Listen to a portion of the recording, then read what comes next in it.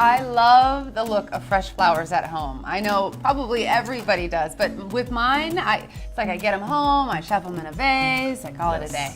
Are there better ways?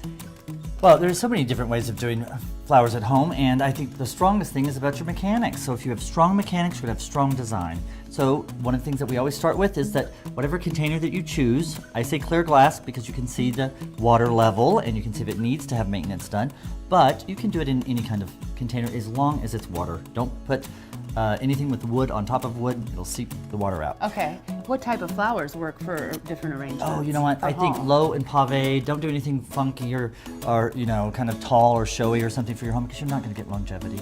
You want to do something and do it in mass. You get a better idea or better design when you're doing things in mass. So lots of roses if you're going to do roses. If you're going to do tulips, then mass it out in tulips. And length of stem, you're saying just keep it all low. I think low paved because in Arizona we're warmer here, so we want to make sure that we have stem length that is supporting the flower because you don't want it to have such a long stem that it doesn't draw the flowers and it just dies. Gotcha.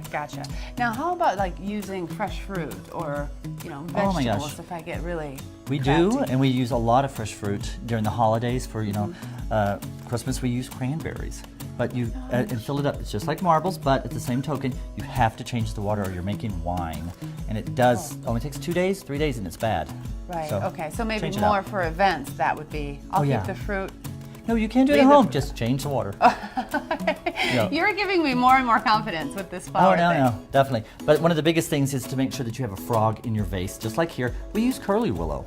So we just take curly willow, put it on the inside. There's nothing to it. Just take it around your hand. You're just going to put it inside in a dry vase. And that will hold the stems. Well, it does, but unfortunately you need to have something like this web on top, which we do with tape. And you can use, as long as this is dry, you can use tape around it. You're going to go across it like a tic-tac-toe board, then wrap it in tape, and then what you're going to do is just make sure that it's up against it. You don't want water behind it because this is a little bit different tape than Scotch tape, but at the same token, you can use that if you have to. Okay, if you have to. Yes, Dennis and you Thompson, should. You're the expert. I know. I love all these professional tips. He's with White excellent. House Design.